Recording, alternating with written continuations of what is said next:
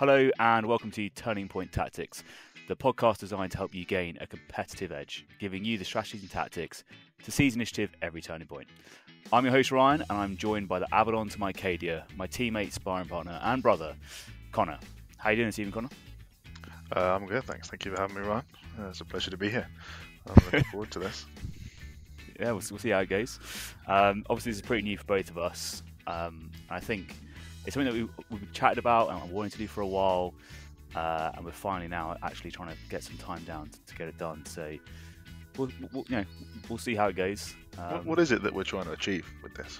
What are we trying to do? Good question. I think what I'm trying to get out of it is a increased competitive knowledge for most players, because I think you look across to the Spanish scene and what they've got going on over there, and they've got a great podcast and it's all in Spanish, and they've got a great bunch of players, and they're crushing it, and they're getting more people into the game, more people in the tournament scene, and more people enjoying it. And I think there is some core knowledge or some fundamental skills that everyone can learn, and it's not that difficult once you know them, and it's going to massively elevate people's game. I think that's going to be something that's really cool for the UK is if we can grow a competitive base where effectively people can just get better, play better, and then hopefully start venturing forth to the Spanish tournaments, the international tournaments, and just do really well. And that's kind of what I'm after. And we'll see if it works. We'll see if people like this format. I'm sure there'll be some feedback, positive and negative, but we'll see what we can do. I think given how the World Cup has gone this year and in previous years, it'd be nice if Killteam could come home. Yeah, we definitely want to go to the French tournaments and and wreak some havoc, right? Because we can't represent. We can't be letting them get away with everything. We had some French players turn up at LGT this year, and they did pretty well. So yeah, we need to make sure that doesn't happen in future events. We need to keep trying up that competitive edge, I guess. So we'll see how it goes, but that's the idea of it. It's supposed to be a sort of informal, chatty way of talking about competitive kill team and getting people a bit more into it, and hopefully they'll start having more fun at tournaments when they learn these things. They'll be able to start posting better win rates, and that kind of thing as well. So that's sort of the idea, but we'll see how it goes, Yeah, so it's only recently, well, for me definitely, but for you, in the grand scheme of things, that we've started taking this competitively. How long has it been since we've been playing 40k in general? So I'm trying to think, my first memory of 40k must have been when I was like 5 or 6 or something. We were really young when we first got into 40k. Yeah, must be like 20 years ago. Yeah, a long old time ago. And then we played it for quite a long time until we're like early teenagers, so probably like 12, 13 or something. And then we just, I guess, dropped it. Like, I guess school life takes over, doesn't it? And then you go into adult life and whatever else, and then careers and blah blah blah. All that sort of stuff gets in the way, and we didn't play any 40k really. I mean, maybe like a weekend game every now and then with our dad, whatever. But the mythical Papa Slater.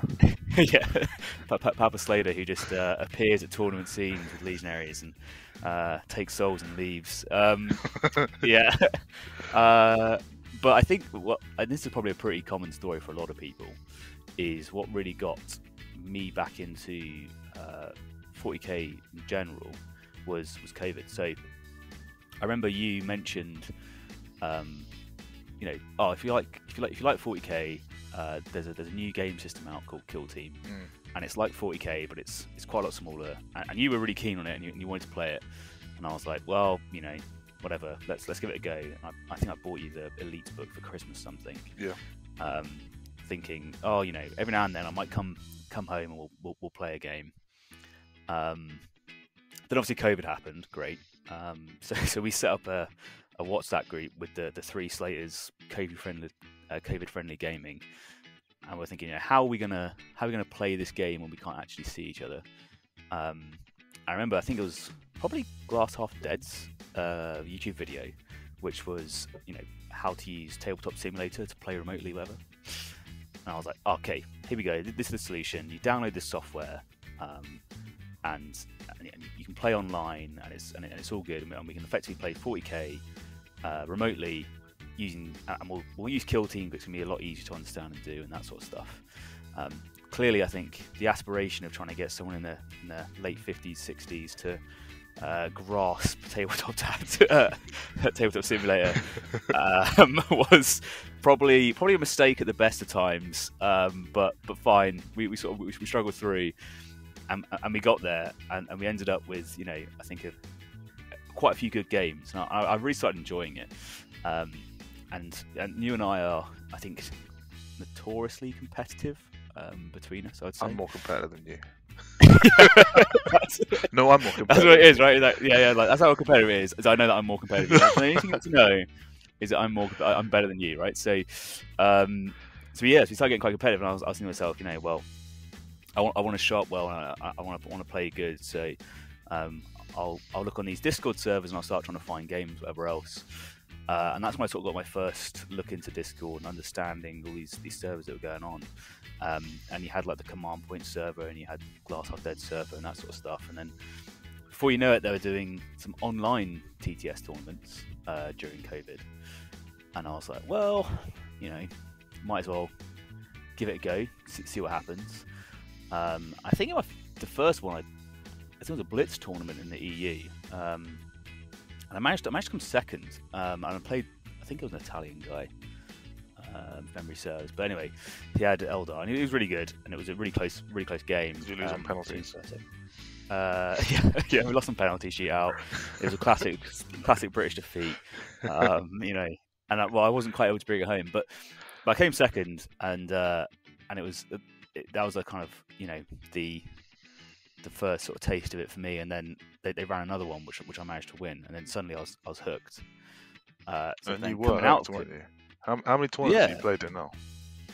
Oh god, that's a great question. I think I have over 100 tournament games, but tournaments themselves, I can probably find out. I have some stats over here. Let's have a look, see if I can find them.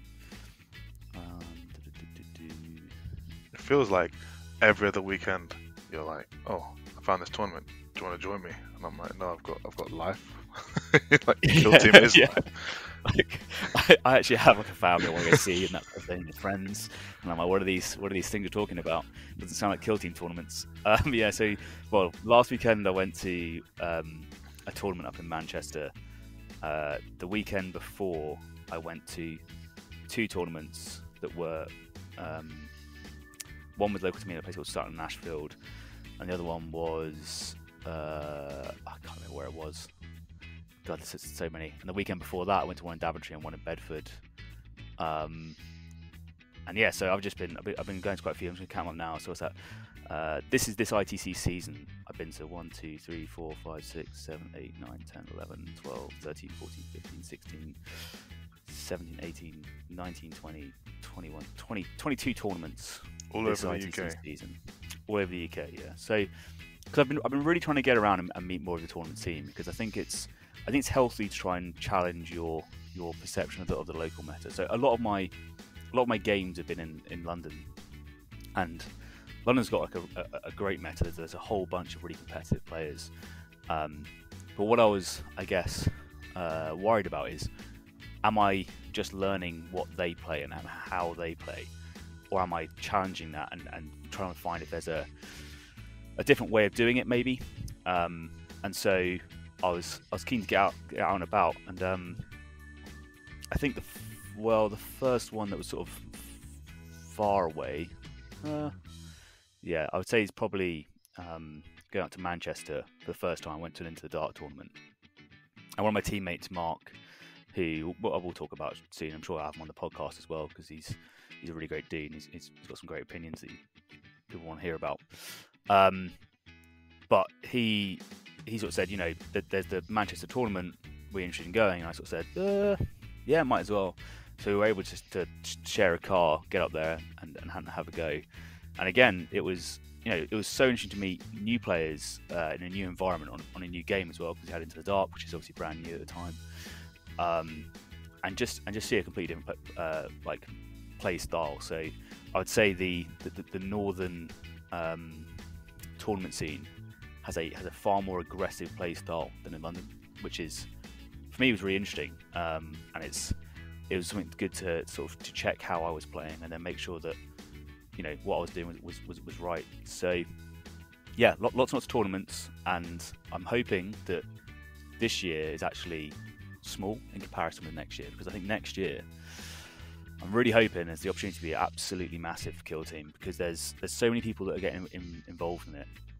I really think it's a growing game.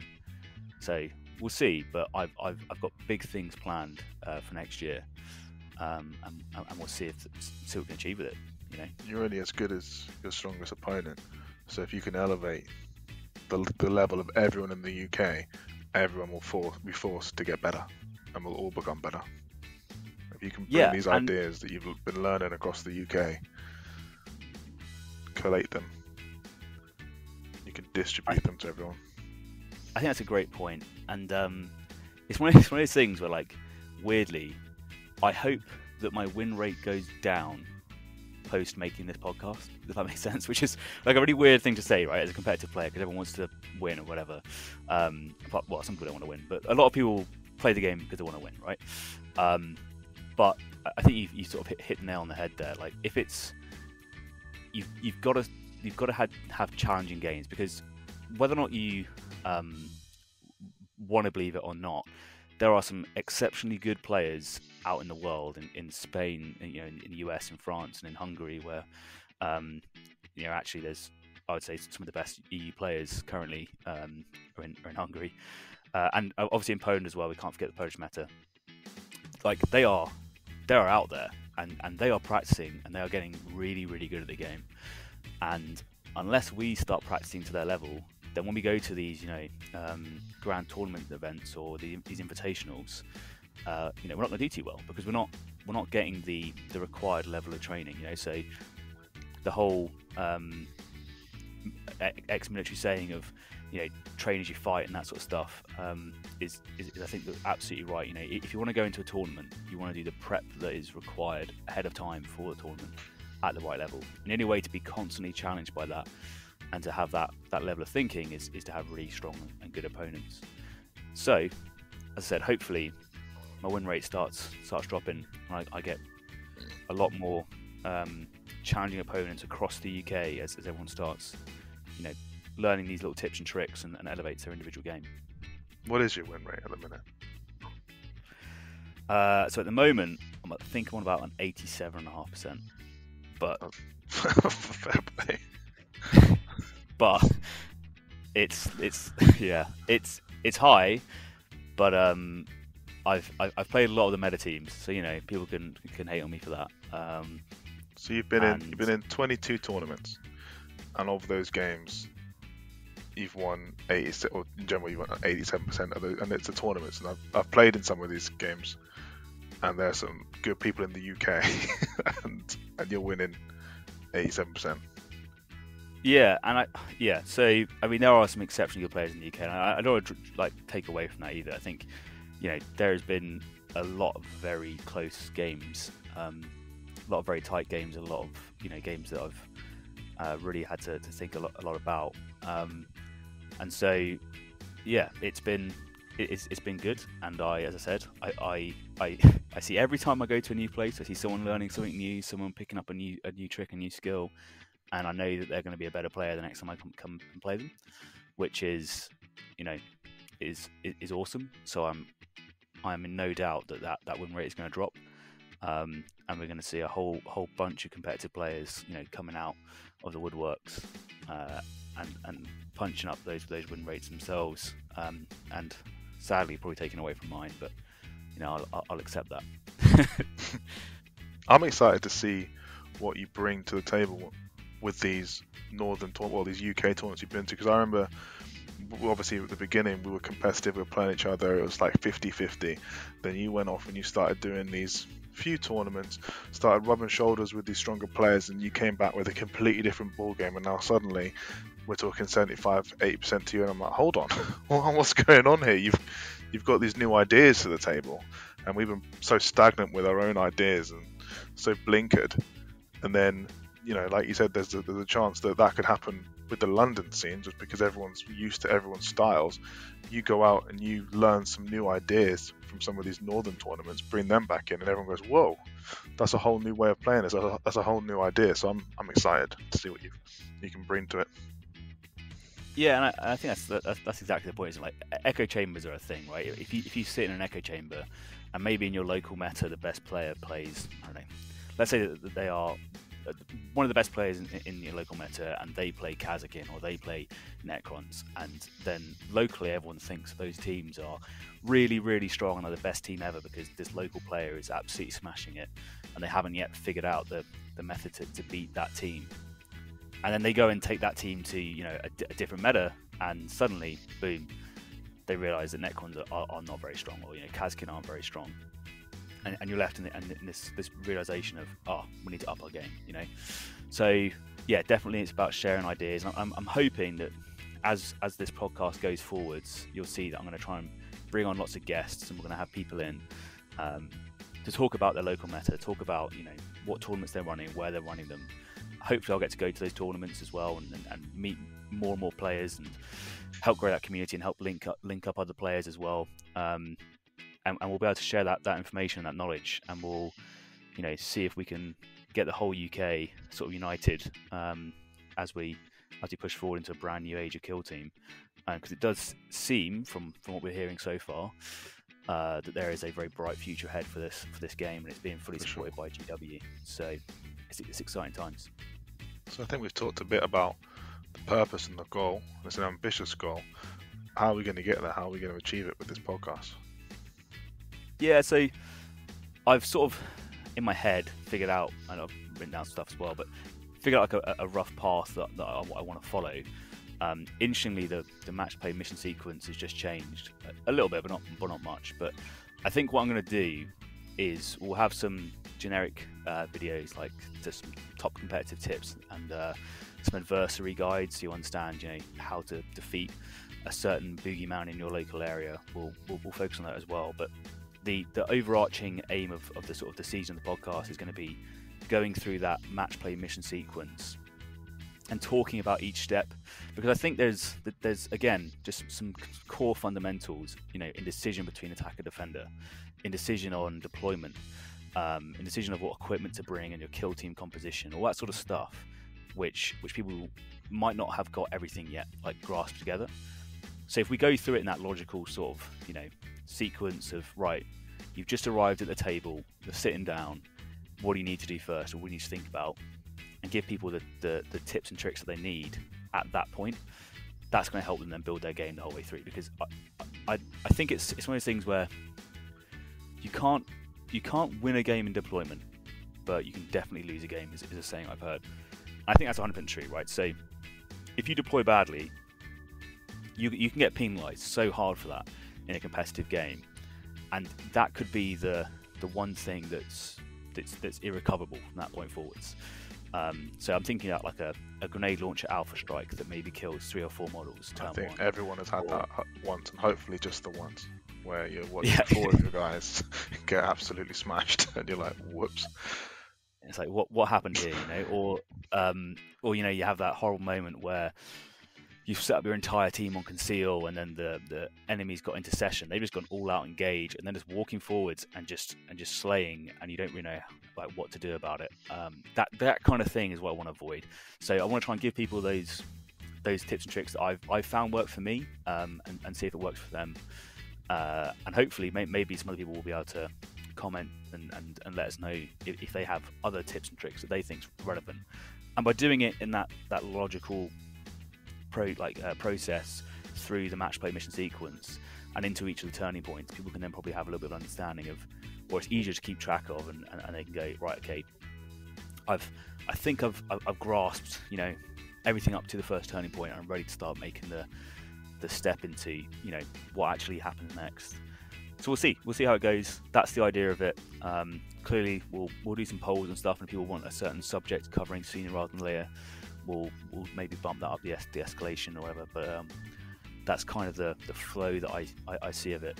So we'll see if it works out or not, but we'll go with that for now. So that's like a basic tutorial. Would you ever focus on specific factions as they come out, or if the meta changes a bit with like a balanced data slate, would you focus on the impact of that?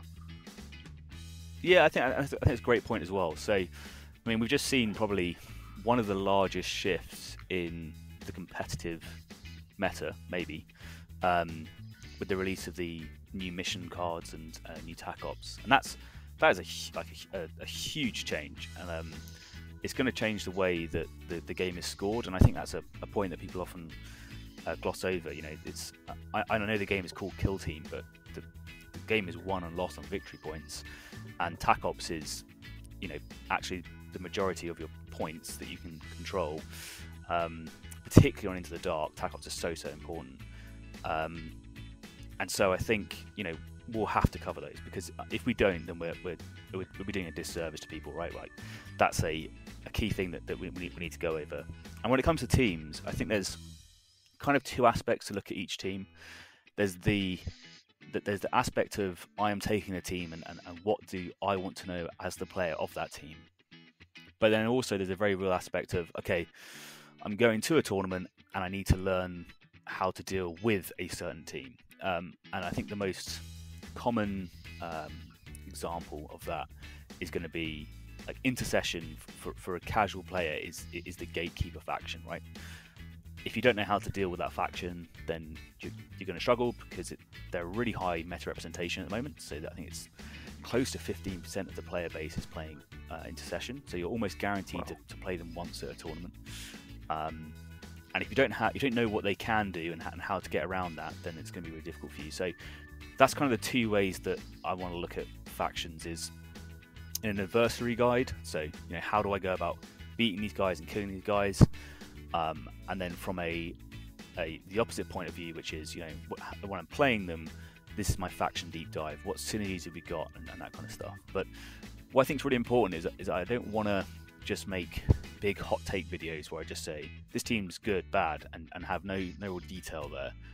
I kind of want to take a faction, play it myself for a little while, see what the real good bits and bad bits are, think about the TAC ops, you know, what ones are good, what ones are bad, how are they working, how do I see them scoring, and then try to give like an actual detailed faction deep dive. Because I think if we can do that, there's some real value there, as opposed to just sort of a hot take where we just overview what the data sheets are. Like I think it's everyone can read, right? Like, I don't need to insult people by reading out the data cards.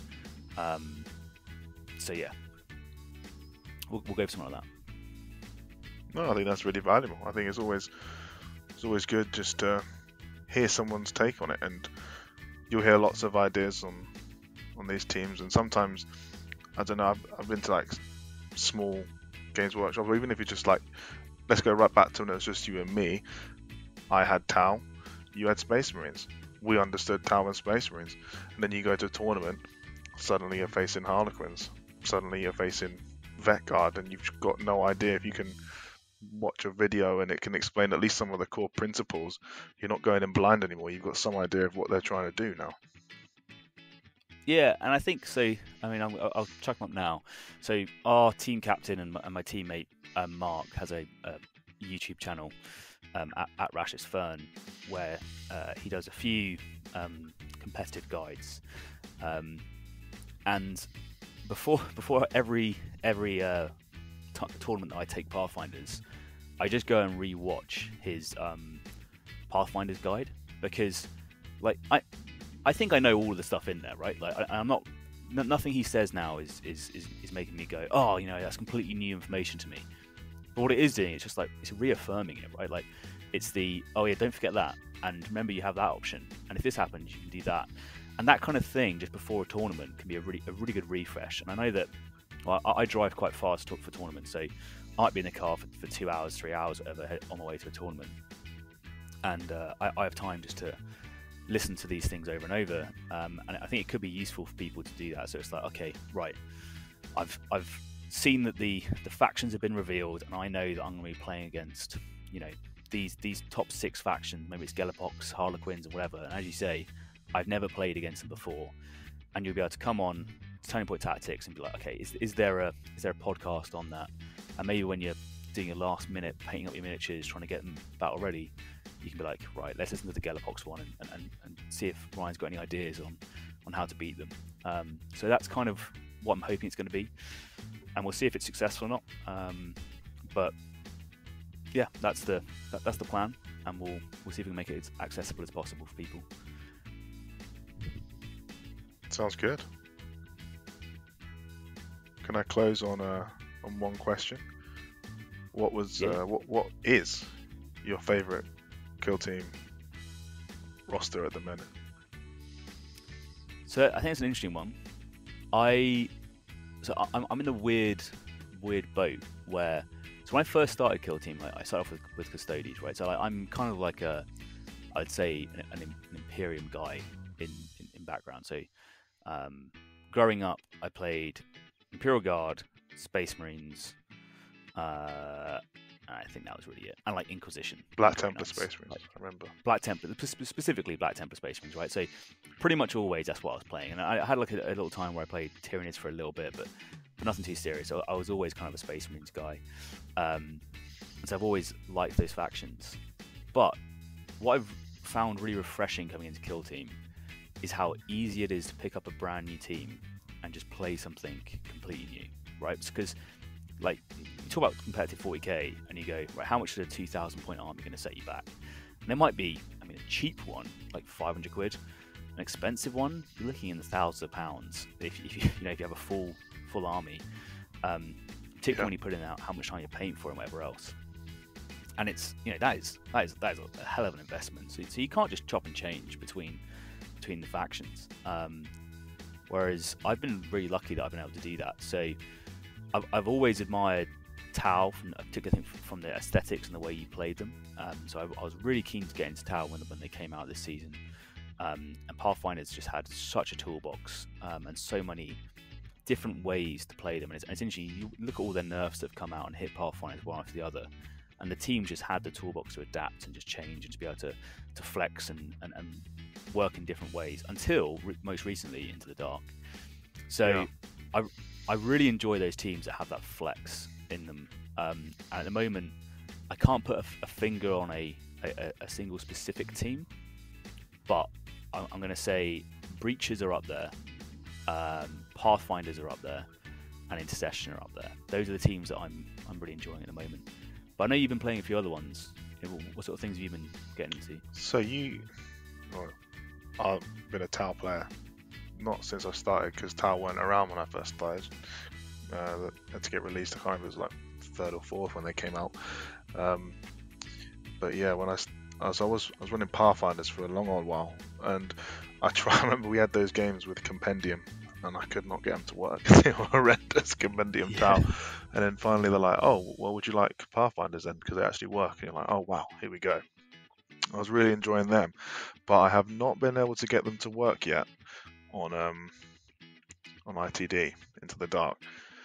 So and I'm sure there's something there. It's just going to take some figuring out, and we didn't have time to figure it out for the tournament. So I was having to get into Legionary, and again, that is a team with a toolbox.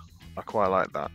You've got several models there, and it's almost a hard choice when you're in the roster selection because you want to take everybody. They've all got their merits, and you actually have to make some hard decisions when you're looking at the team going, who do I leave behind here? Who do I bring to the table? And I'm quite enjoying them. And I'm quite enjoying the APL 3 in Into the Dark.